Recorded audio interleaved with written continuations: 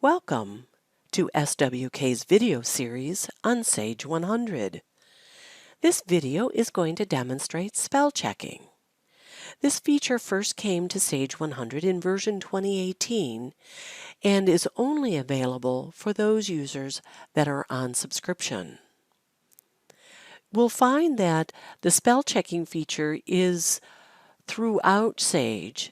It is on memos, it's on messages that print on forms such as invoices and statements, paperless office electronic delivery windows, comments, notes, email notifications, test emails, broadcast messages. Let's see how this works. As you can see, I have a misspelled word. I'm getting an underline underneath it, a red underline. If I come and right-click, I have several choices.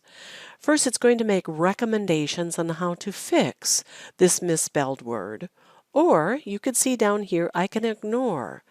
If I ignore it, it is only going to ignore it for the time I have the General Journal Entry panel open.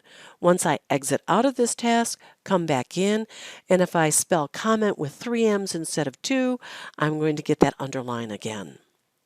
Another thing I can do is I can add it to the dictionary. It's going to add it for my user. I am not impacting other users, only my user login. I'm going to go ahead and fix this, and then let's come over to the memo that could be associated.